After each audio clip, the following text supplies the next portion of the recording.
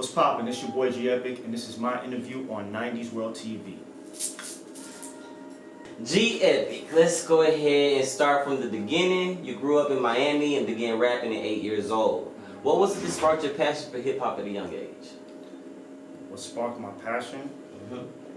I think just, family gatherings, just watching how the adults will respond to music, and at that age you just seeing, as a child you sit there, you view what the adults are doing, and you're like, whatever the adults are doing is cool. You know what I'm saying? So influences from that, you draw inferences from that, and you think that, hey, this is what I would like to do. And seeing the power of music immediately. I was always a kid that just sat back and just watched. So watching that is what kind of just spurred me along in terms of like wanting to understand music more. And then there were times where my mother would just sit down in front of the speaker, when she would have her time to be able to just relax. And she would just vibe to just songs and sing them. And then she would always tell me about songs from her childhood. So seeing how much of an impact it was on people who were closest to me, it made me want to dive more into music. So your mother, she was a consumer of hip hop, R&B, I'm pretty sure. Any other genres? Well, just all of the classics. I heard it all. Barry White, Isley Brothers, reggae, Bob Marley, Dennis Brown. I just heard a whole plethora of different types of music. And she was on the consumer side, but on the flip side of that, my father owned a record label. And I had uncles that rap. So it's just been, music has just been around me. It's just been, I've been surrounded by it. So it's like, it was inescapable, and I just wanted to take an active role in it, so. Yeah. Okay, tell us a little bit more about your father's record label. Yeah, at one point he had a record label by the name of Black Widow Entertainment. And he had a number of artists from the Midwest, New York, that was on there, and the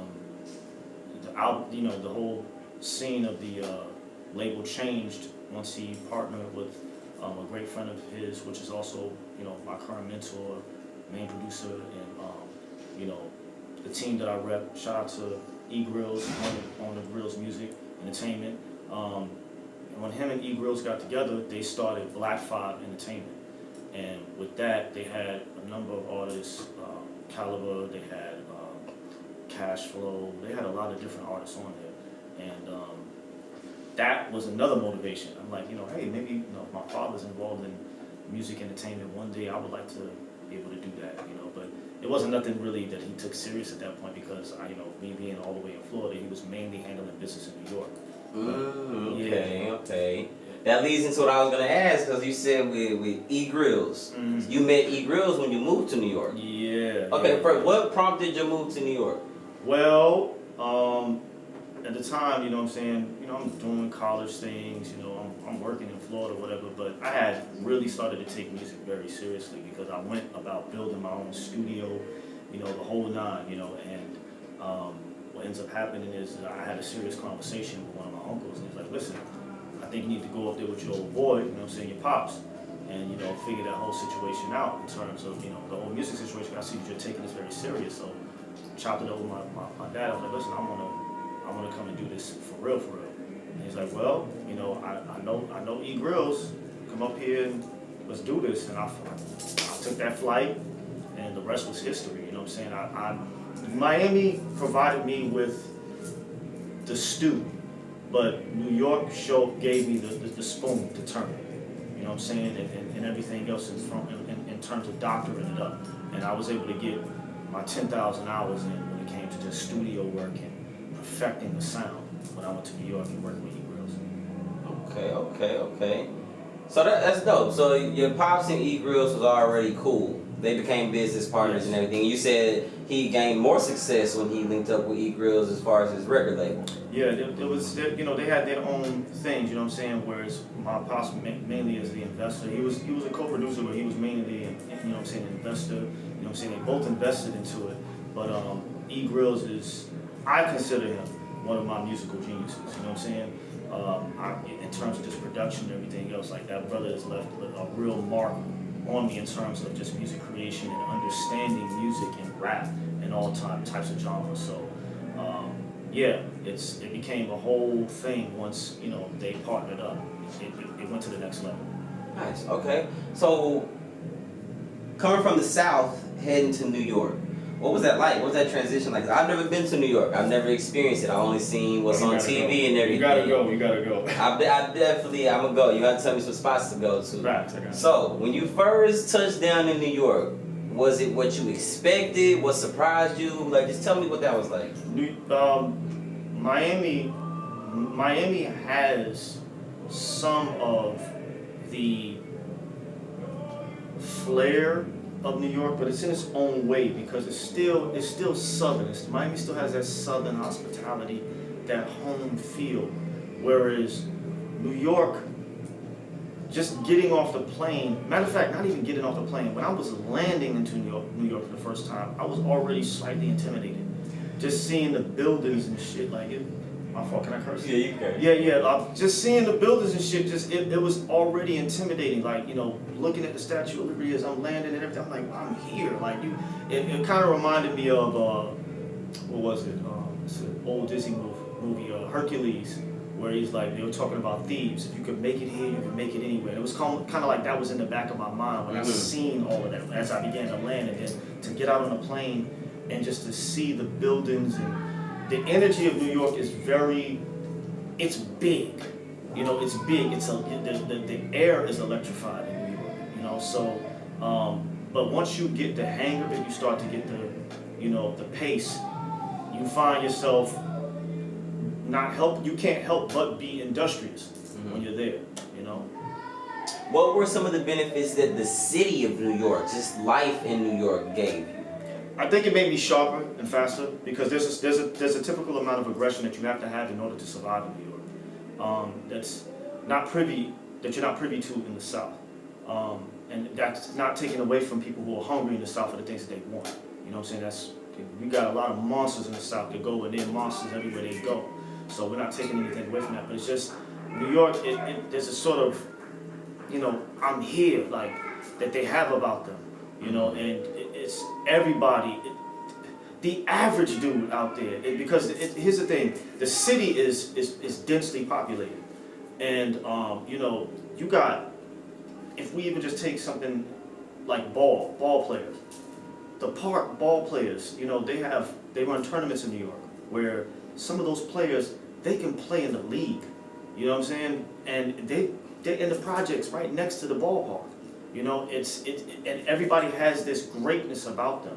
You know, I mean, that in and of itself, you go down the street, there's somebody who's probably one of the dopest lyricists right there, you know what I'm saying, down the street from you. And then it's just being around all of this talent, it forces you to want to be better. You just have to be better, you know what I'm saying, because everybody is just so damn talented. Okay.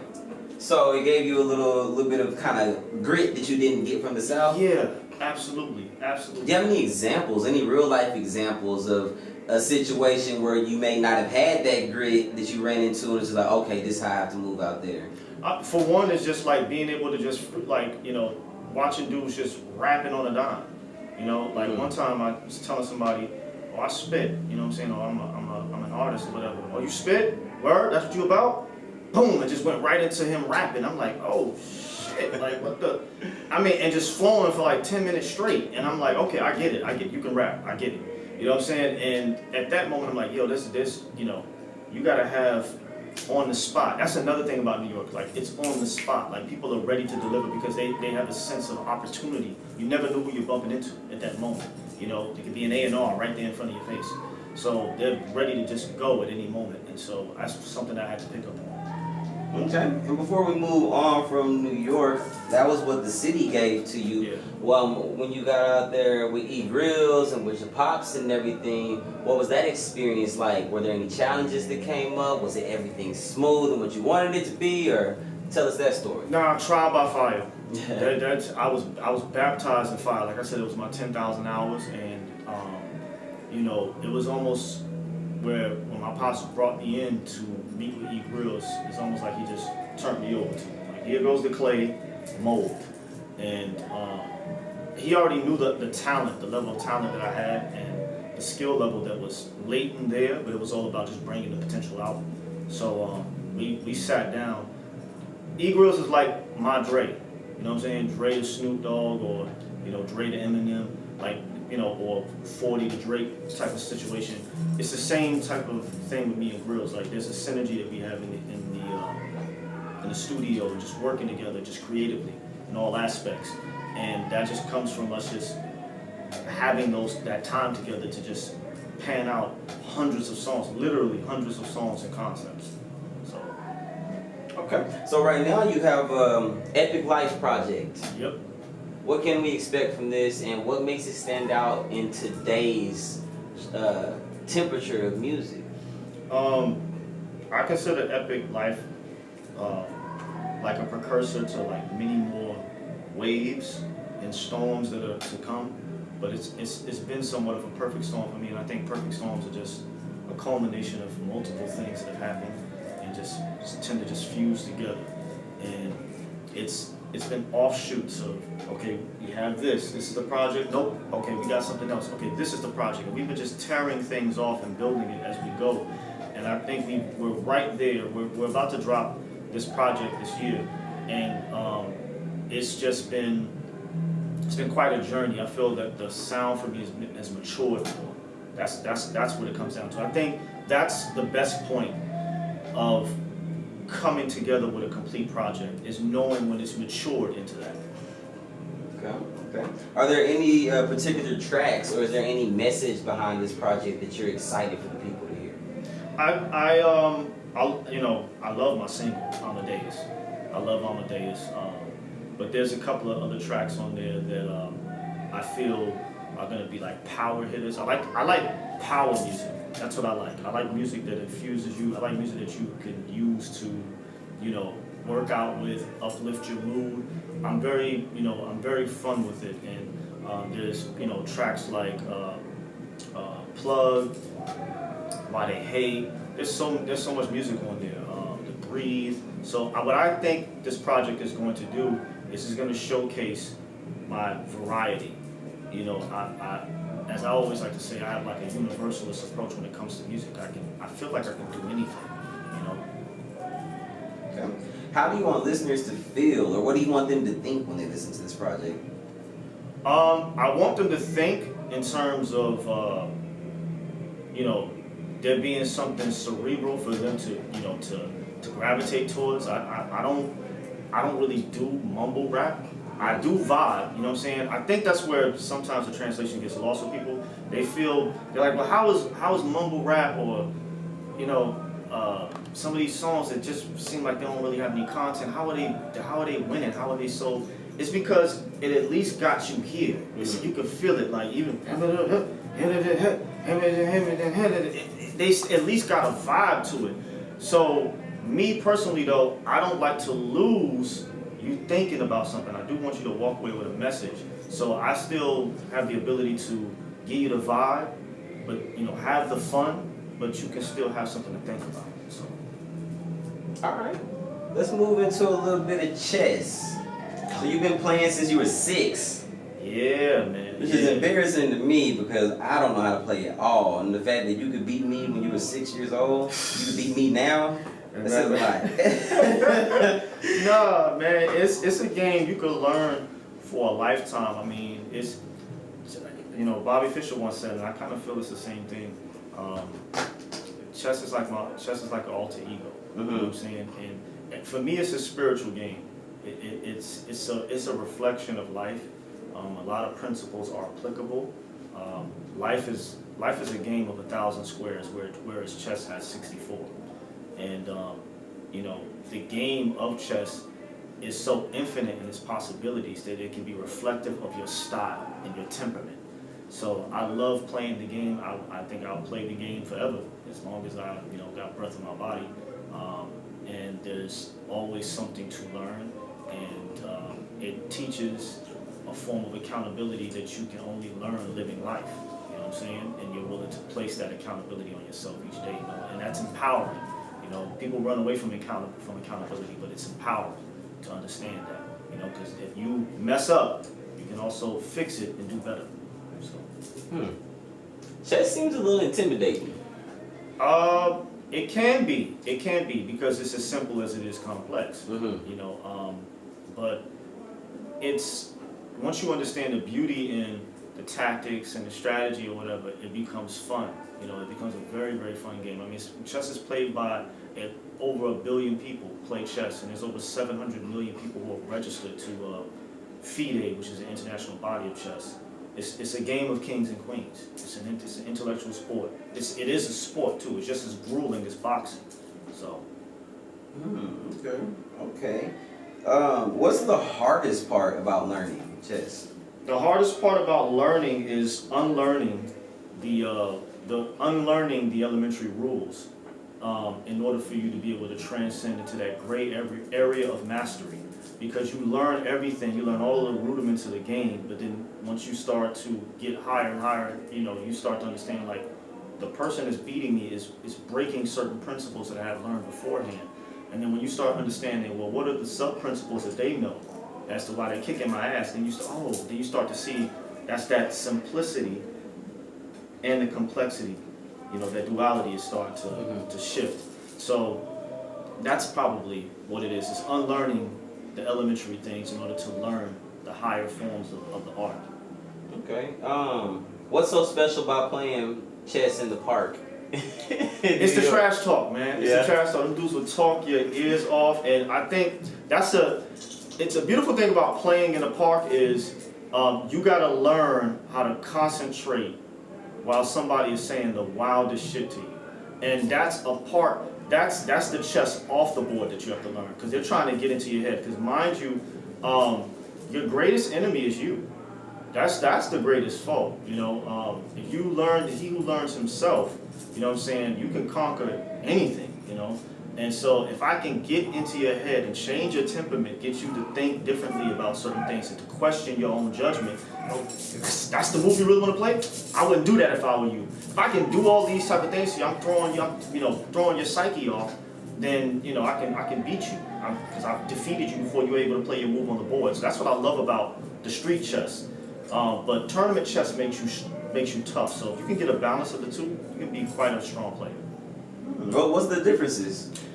In tournament chess, you gotta be quiet. They don't want to hear none of that trash. Like, you get thrown out of the building for that. And on top of that, in tournament chess, is the time controls are different. So in park chess, it's usually played with faster time controls, blitz chess. So the most they'll play out there is 5 minutes. But some parks, a lot of the parks, they play 3-minute chess because they may have lines of dudes who just want to get on the board and get their game off.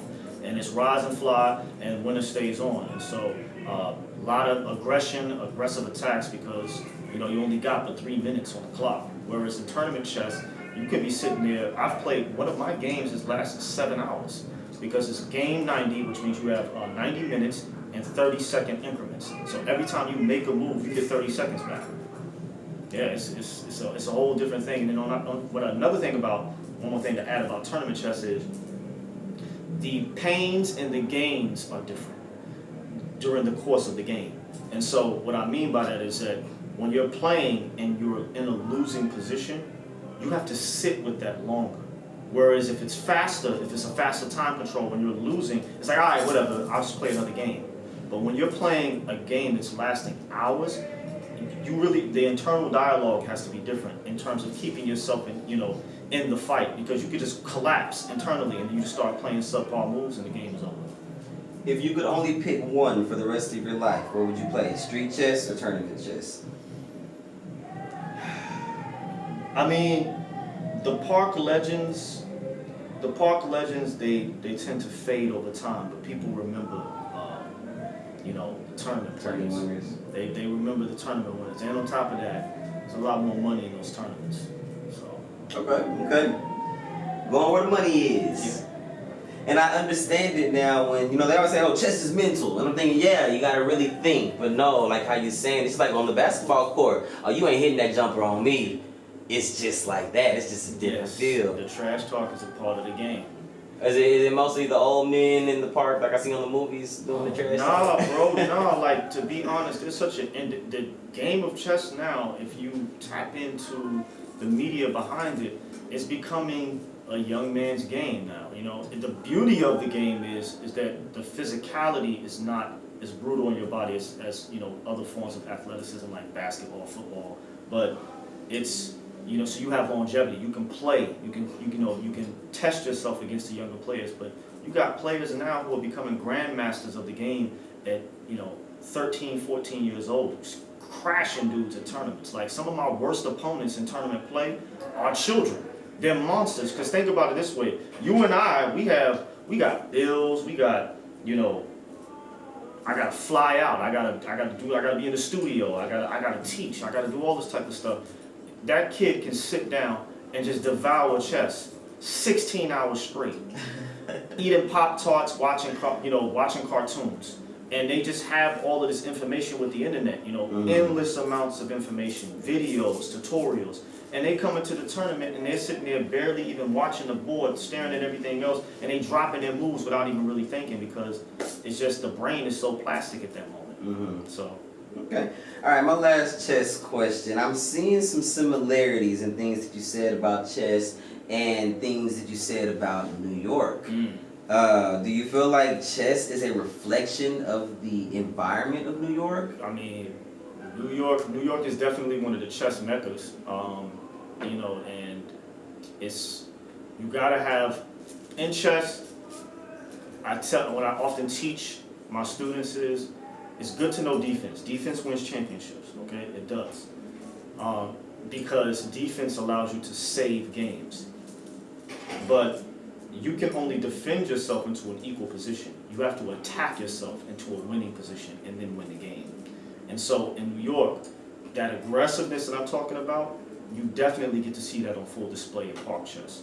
And you got to be able to deal with that. I consider myself like a balance between positionally aggressive and more of like a strategist. But yeah, there's definitely a similarity there. And some of the best players in the world, they come from New York. I mean, I think we've only had one American champion, which is Robert James Fisher, and he was from Brooklyn, New York. So shout out to Brooklyn. Nice. Okay. So a mecca for hip hop and a mecca for chess.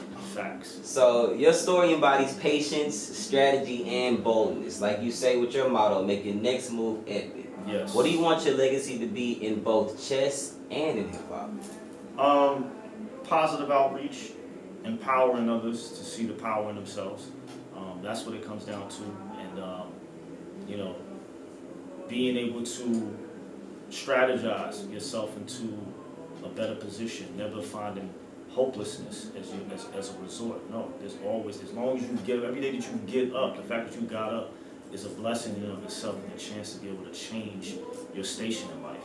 And so, and it's a game, it's a game.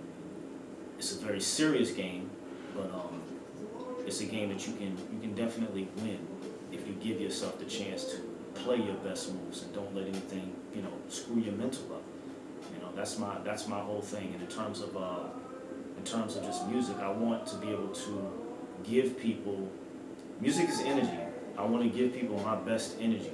You know what I'm saying? And allow people to enjoy themselves, and at the same time bring a positive force for my people. You know what I'm saying? And all the people that can enjoy my music. Okay. And as far as Epic Life, when can we expect that? Epic Life is definitely dropping before the end of the year.